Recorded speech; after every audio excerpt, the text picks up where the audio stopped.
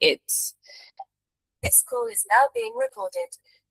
So think about all the moments in your life connected to your reproductive and sexual health.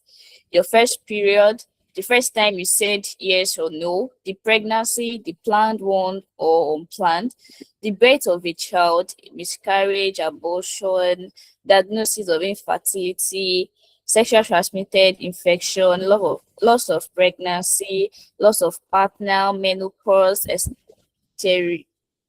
hysterectomy, sexual pain, sexual trauma. These are not just physical events, they are also emotional attack. And yet, almost no one talks about this, how these events affect our mind. We go to the doctor for the physical symptoms, we take medication for the pain or the infection. But what about the grief, the anxiety, the depression, the way a single reproductive event can change how you see yourself, how you trust your body, how you show up in relationships, and how you feel about being a man or a woman or you as a person. So I would say your reproductive health and your mental health are not separate. They are two sides of same coin. Which one is shaking, the other one trembles. A woman who miscarries may not just grieve her baby. She may also feel like her body has betrayed her. That can lead to anxiety, depression, or a fear of future pregnancy that no one understands. A teenager who first gets her first period may feel shame if no one prepared her, and that shame can follow her into adulthood, affecting how she feels about her body. A person who has been diagnosed with an STI, that sexual transmitted infection, may feel dirty,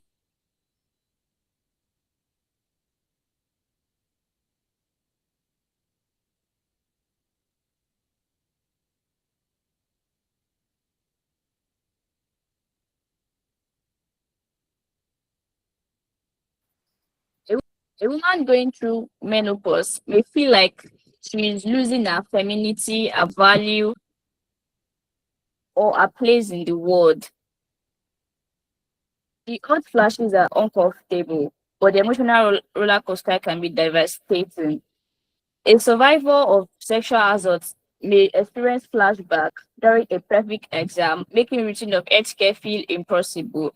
The event happened years ago, but the trauma lives in our body, in our mind, and in every intimate moment.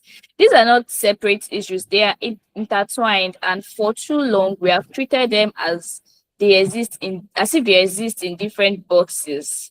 The gynecologist treats the body, the therapist treats the mind, but no one treats the whole person. Today we are going to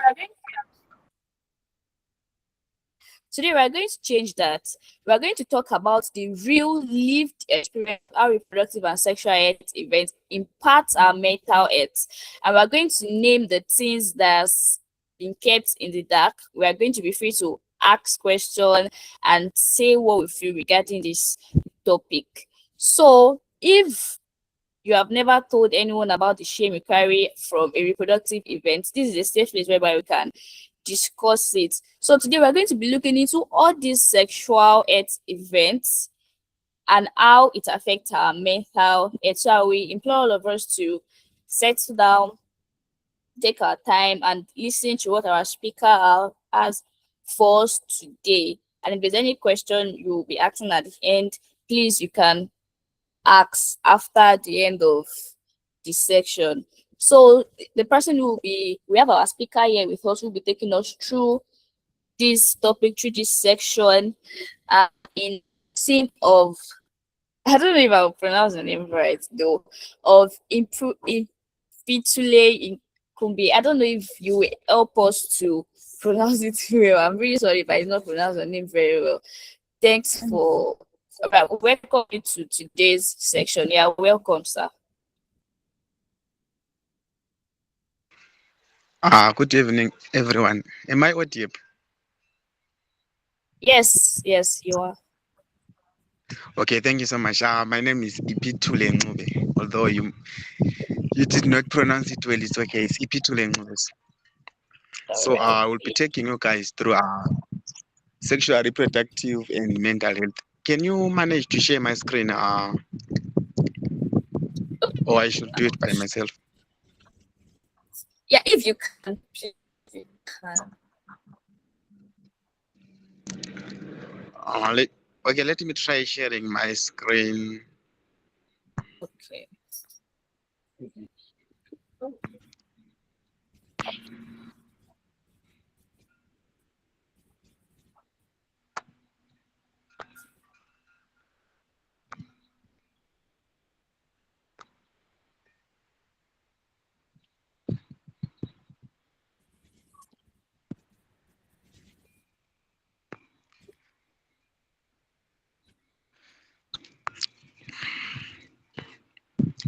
Is my screen visible now to everybody? Yes, I Hello. can. Yes, I can. This I can meeting see is your being screen. publicly streamed. Okay, so maybe let's start on our introduction of the day. So we want to talk about reproductive and sexual life events. So when we are talking about reproductive and sexual life events, we can be referring to a lot of things. We want to take in the emotional and mental well-being of a human being through those dishes. So we want to talk about um, pregnancy, miscarriages, fertility struggles, consultation.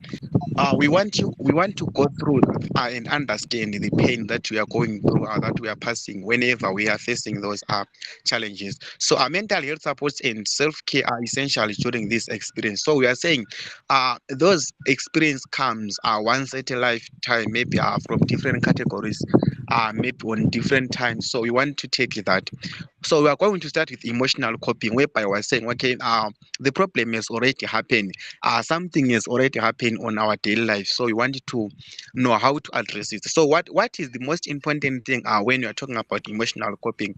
The first and most important thing is to acknowledge your emotion without judgment. Some of us have that mentality whereby you begin to feel, maybe to express how you are feeling, to say out what is really happening. So acknowledging your emotional without judgment is always quite good. You have to acknowledge how you are feeling. You have to also practice self-care. Okay, when you're talking about self-care, whenever you can do that in different way, you can do by doing exercise, journaling, or doing work, depending with what activities you like the most. And we also encourage you to seek support from trusted friends, families, or professionals. Sometimes it is more important to share our problems with different people. We ask help, we ask advice. Okay, I'm facing this scenario, I'm facing this challenge. What should I do? What is the next step towards that? And also remember that emotional coping is personal and unique. When you're talking about emotional, we're talking about what are you really feeling inside of yourself? What do you want to do? What is really happening? What's the challenge? So we want you to express those feelings, and then we are moving to grief and loss. So sometimes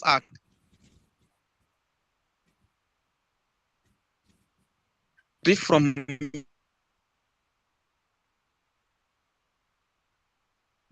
miscarriages, maybe infertility or relationship changes is invalid. We are saying people who have got different reaction, people who have got different types of grieving. We do not grieve the same way because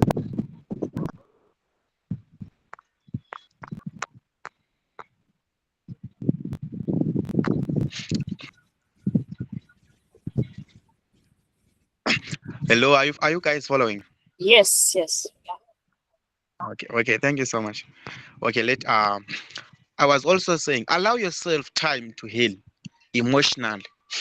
We want you to heal whenever you are facing challenges. Sometimes some of us, after going through miscarriage or relationship breaks up, we usually run into the next phase. We want to heal fast, we want to change things, but it is more important that you give yourself time to think and reflect. You give yourself time to discuss and to feel the healing when a miscarriage has been happening. So do not rush to the next level. Okay, I want to try again. Just give yourself some time to think, go through your pains, go through your loss, and understand how it has been damaged you. And also we want us to understand you have to talk to trusted people or mental health professionals. Sometimes our problems or ideas, we cannot share them openly to everyone, but there are those people that are most trusted that we are supposed to share with.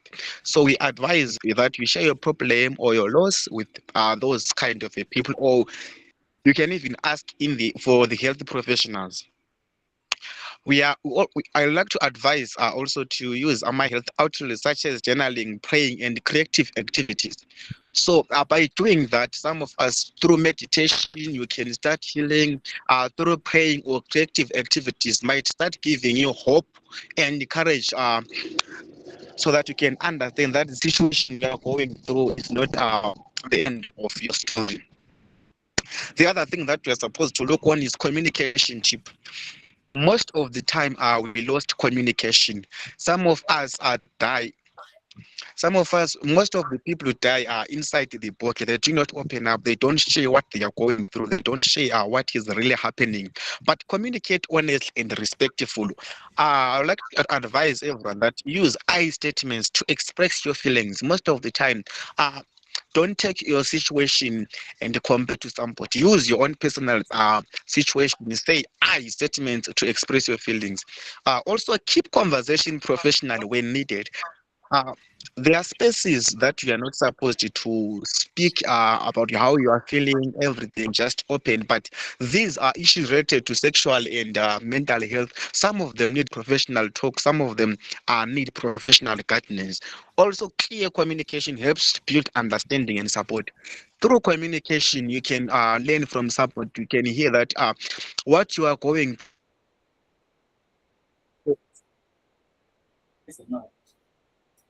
through, somebody is already going through. We can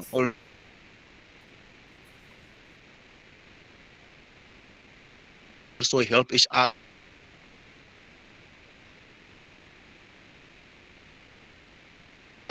They can give you advice and tips.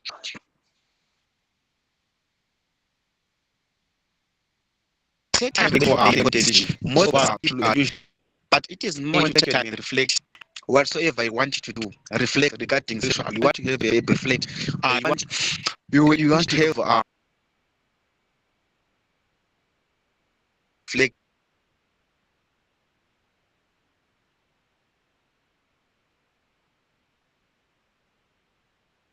before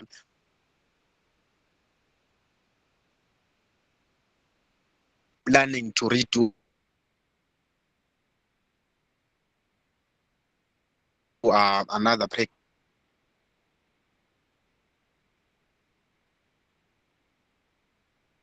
pregnancy as well. And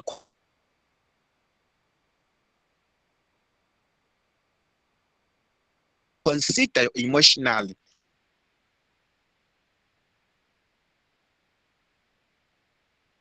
physically, and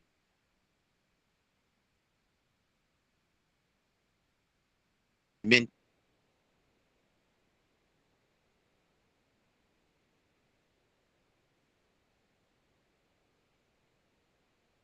well-being. When we are saying emotionally, physical, and mental well-being, we are referring.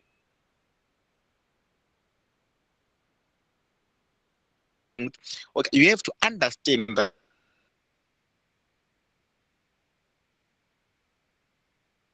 what inside of you emotionally, what is happening, what is really happening. This will lead to reduction. This direction you can put for, you can help me to improve from this situation. Is quite share problem, share us, you also get help, and you will understand your problem. There are certain people that facing the same just go through the stress type. The stress are types of stress. We are having different types of working from such situation, maybe from after immediately after miscarriage, that you start thinking about that is stress that can go. Usually you think it after the incident yet, okay, that's what is happening. And then we've got chronic stresses, ongoing pressure are causing burnout. That is when the situation is out of hand, it's still coming. You are still 2 months, 3 months, you are thinking of the same thing, and we have stress, illness, lack of sleep, or day. But if you receive counseling, if you talk to somebody,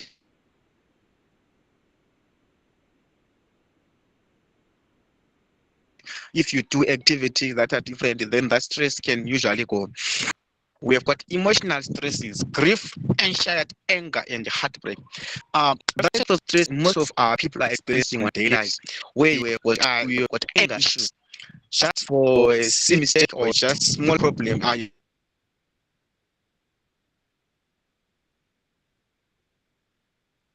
You start feeling guilty. You start blaming yourself. Maybe if you attend a party of somebody, a shower or something, maybe when you lost your child, you got miscarriage, you start feeling yourself about the noise from the environment, crowd or surrounding. That stress comes when you are at a certain environment. That feeling that you are feeling when you are at a certain environment, when you are in another place, or when you are at home seated alone, you start thinking, okay, this happened to me, this and that. That's environment stress, and it can also be manageable. And the last but not least, we have got anticipatory stresses. Worrying about future events. There are people that do not usually sleep, thinking about what am I going to do tomorrow, what am I going to achieve, this and that. So these are the things that we should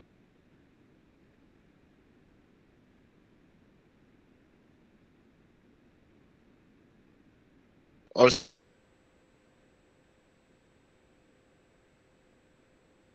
include. And then now we are moving towards to stress management. Okay, when we're talking about stress management, we are trying to reduce thinking or thinking. So you exercise regularly, maintain healthy routines. Exercise usually reduces stress. Just you joking, whatsoever form of exercise that you think is quite good for you can as well as do it. And also you have to practice mindful and relaxation techniques. So you have to relax, find yourself, have a time to relax, have a time to think, have a time to reflect, and also get enough sleep and eat nutritious food. Sometimes having enough sleep is hard to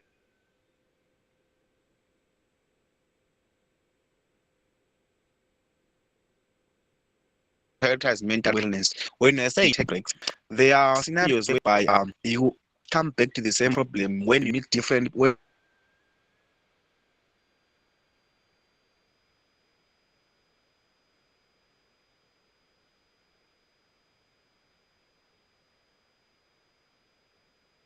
you meet the same people, when you visit the same venue, maybe I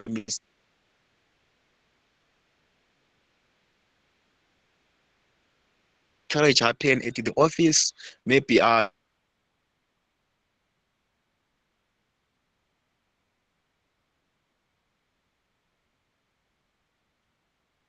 you lose your baby at the office. Sometimes visiting there often, it always reminds you that I have lost my baby. But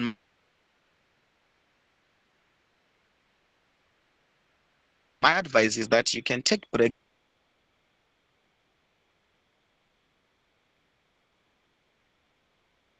from visiting the same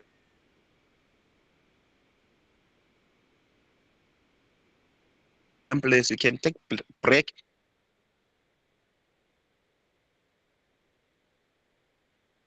from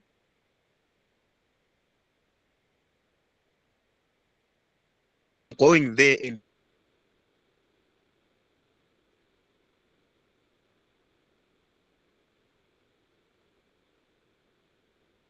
find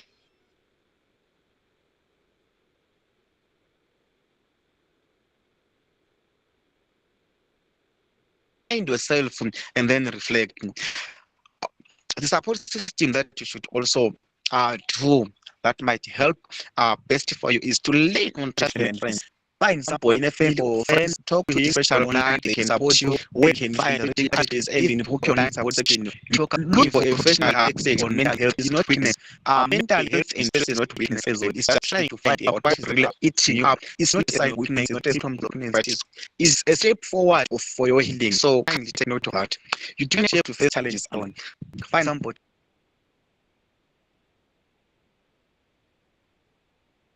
when you are alone. You can always find negative thought.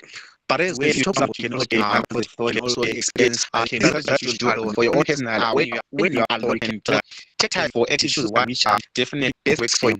Do it regular. Whatever you feel can make it just prioritize start doing that and have joy. Self-help boundaries and learn to say no. It's not everything that we are supposed to say yes to. Sometimes set yourself boundaries as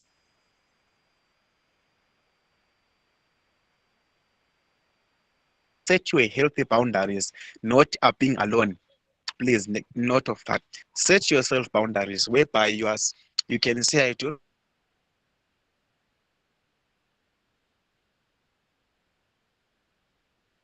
not want to go there. I do not want to hang out with do not want to do this. I do not want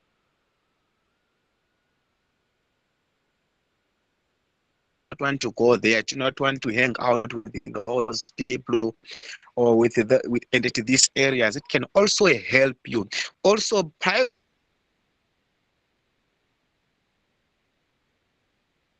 prioritize the rest your hobbies and personal growth.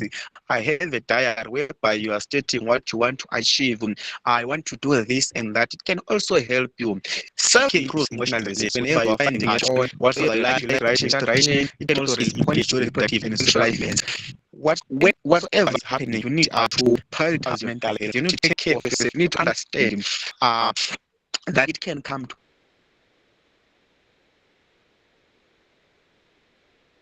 pass. This is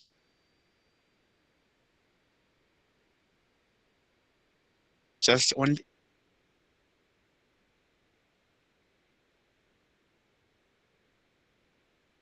a phase and a matter of time. It's not the end of the world. It's not the end of the time, but we come across that.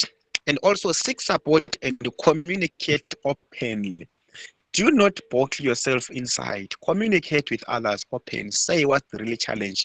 Do not go around pushing around. Do not go around looking for some answers in different environments, in your houses, alone. Just communicate with others. Management. Those tips that I've shared above, please kindly take note and practice them and take them to manage your stress. Take one step at a time and prioritize well-being. It is important that it is going to take this to take things. One healing is found through prioritizing mental health. I thank you.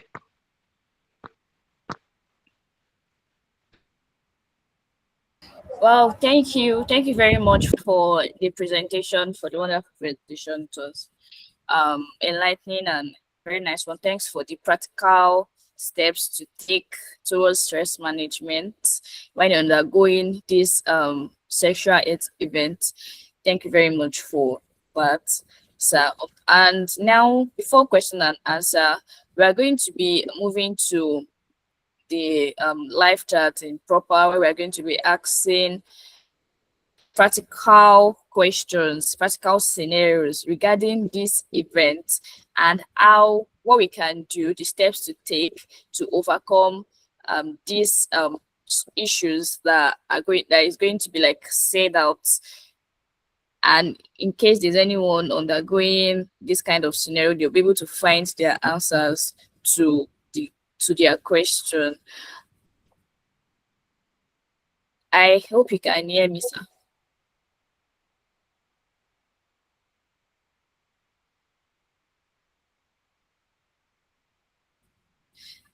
Yes, I can hear you. You can please proceed. Okay. I can hear you. So I have like 3 questions to ask, 2 to 3 questions to ask before we move to the question and answer. So my first question here says, I'm a single woman pursuing surrogacy. The wait list, the cost, the legal paperwork, I'm losing sleep and my productivity at work is suffering. My boss asked if everything is okay. I said I'm fine. What is a professional but honest way to say I'm going through a major reproductive life event without oversharing at work? I'll repeat the question. The question says, I'm a single woman pursuing surrogacy. The wait list, the cost, the legal paperwork, I'm losing sleep and my productivity at work is suffering. My boss asked if everything is okay. I said I'm fine. What is a professional but honest way to say I'm going through a major reproductive life event without oversharing at work? That's the question, sir. Okay, thank you so much. Okay, I think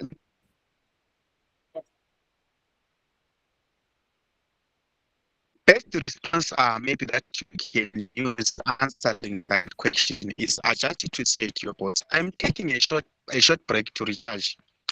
maybe a tea and 10 minutes of quiet help me cope me best. Because I think why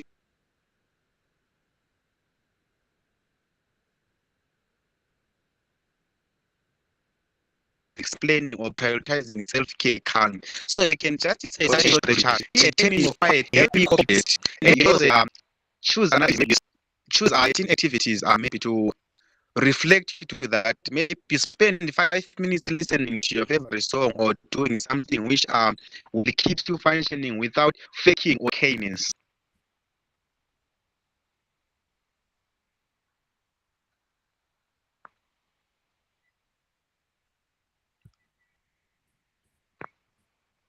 Have I answered your question or? Okay, okay. I'm sorry, I didn't like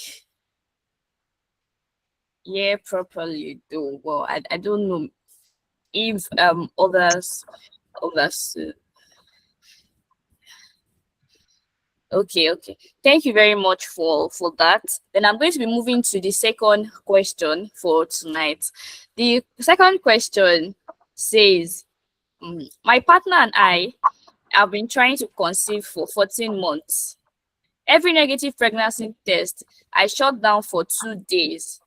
I cancel plans, scroll my phone in bed, and don't want to talk. What is one small concrete thing I can do on those bad days to keep functioning without pretending I'm fine? I repeat the question. It says, my partner and I have been trying to conceive for 14 months. Every negative pregnancy test, I shut down for 2 days. I cancel plans, scroll my phone in bed, and don't want to talk. What is one small concrete thing I can do on those bad days to keep functioning without pretending I'm fine? That's the question. Okay, I'll just move straight to the answer for that. You can utilize the statements most of the time we use is say I. We can just say I'm still working through my feelings about the miscarriage, and I will prefer to talk about something else for now. Thanks for understanding. That statement protects your emotion and shift the conversation smoothly. Or as well as you can say, I appreciate your concern and I am still processing my feelings about the loss. I would love to talk about something else right now. Using it lets you acknowledge the friend's comments or your partner's comments while shifting the conversation and protecting your emotions. Or lastly, I would like to say you can always say, I'm still processing the loss. Can we talk about something else now? Thanks for understanding why this will work because it will shift the topics while thanking the partner and protecting your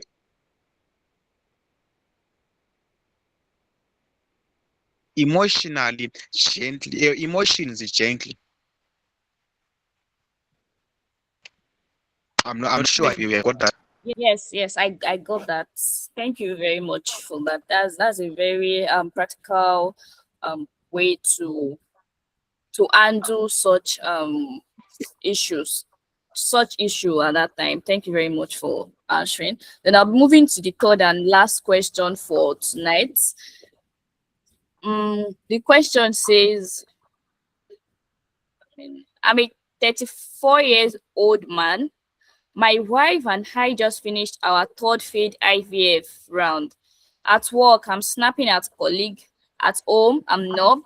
I haven't told anyone because men don't talk about this. What is one low risk practical step I can take this week to let someone in, even just a little? I'll repeat the question. The question says, I'm a 34 years old man.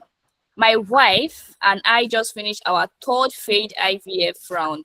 At work, I'm snapping at colleagues. At home, I'm not. I haven't told anyone because men don't talk about this. What is one low risk practical step I can take this week to let someone in, even just a little? Yes, that's the question. Okay, thank you so much for that wonderful question.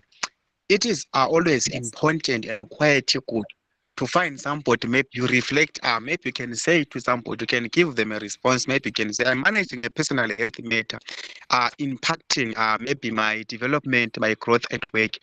Staying alone does not solve any problem, but it is quite good. You move forward, you try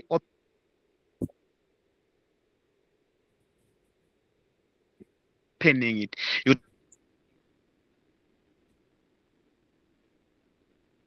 try saying to somebody, I'm experiencing this, I'm feeling this at the moment. Can you please kindly give me advice or tips to move forward? Or my wife express, I said, can you please kindly come in? Just open, try from your own, from deep down from your own from your own feelings. Say, okay, we are experiencing this and this. I am trying to cope with this situation. It can also help others to come in and ask what is really happening, how best they can also help you as well.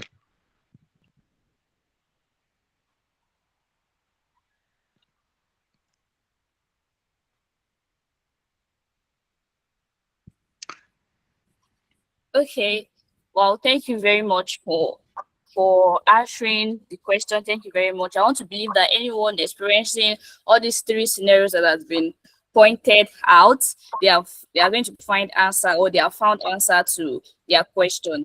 Thank you very much for that, sir. And I don't know if there's anyone here who has one or two questions to ask. Please, you can ask now. Thank you. Do you have anybody?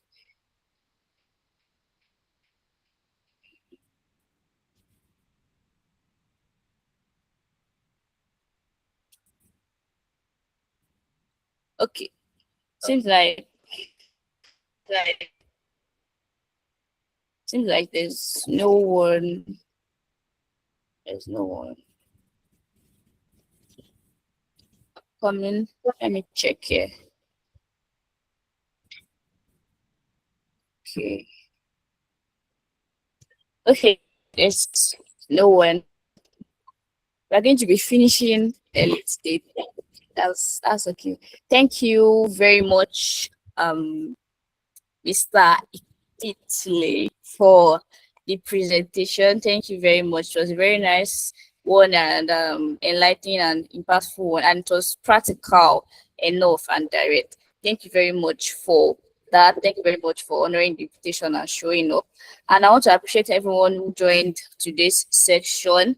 Thank you for showing. And I want to believe that we have learned practical ways in which we can manage the stress that we undergo when experiencing reproductive and sexual health events that happens, because I want to believe every one of us, either male, either female, experiences these reproductive and sexual health events in our daily life, if not every day, once in a month or in a year. So before we leave, I'm going to be like telling us what we should take home as we end today's section.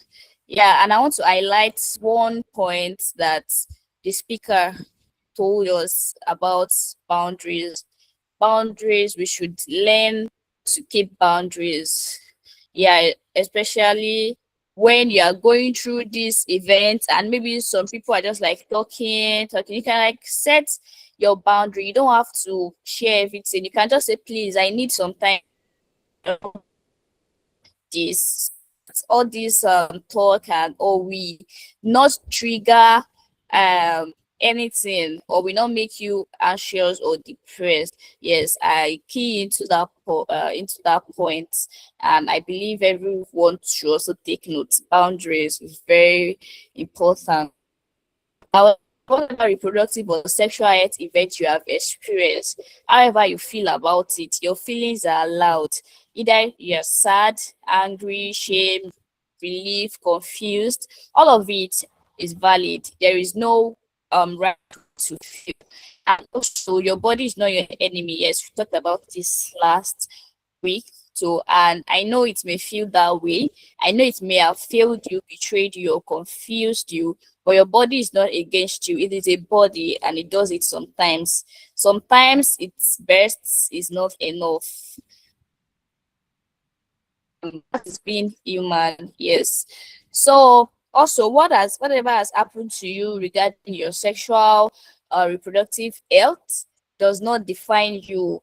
Yeah, you're not defined by whether you have experienced miscarriage, by STI, your infertility, you are not defined by all of this miscarriage, you're not defined by all of this. Your body changes, you're not defined by all of this. Then I will tell you, you're not your trauma, you are a whole person who has been through something hard, and that is part of your story. Yes, not the whole story. And I want you to know that you are not alone.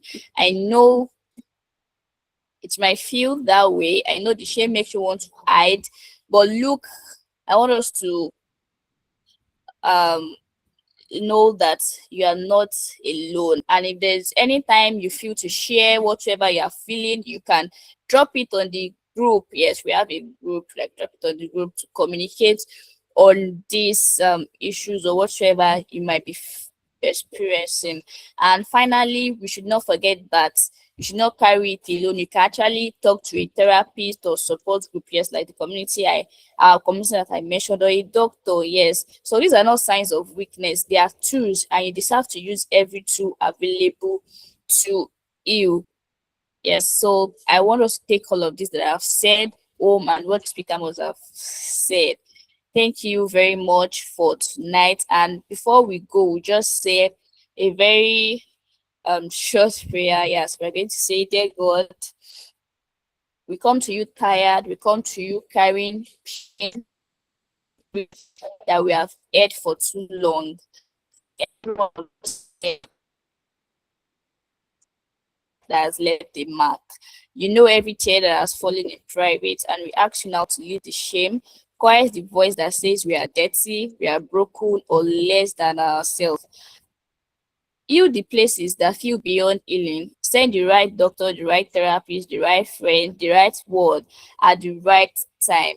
Remind us that we are not what happened to us. We are more, we are worthy, we are loved in Jesus' mighty name. Thank you once again. And as we end tonight's session, I want us to be gentle with ourselves. Drink water, take a deep breath, rest well if you can.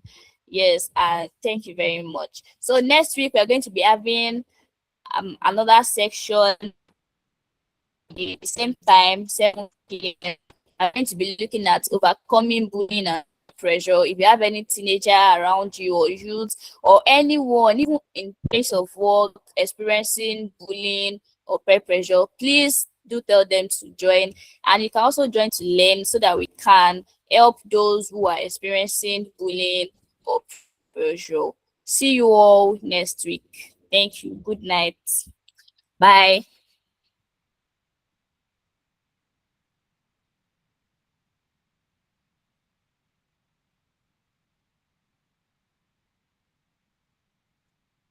Thank you.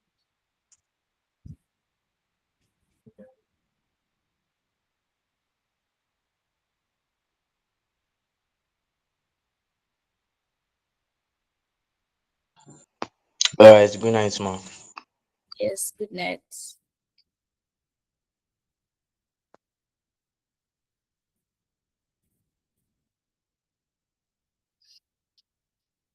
Mr. Umpofu, we are going to look into that. Thank you for your comments.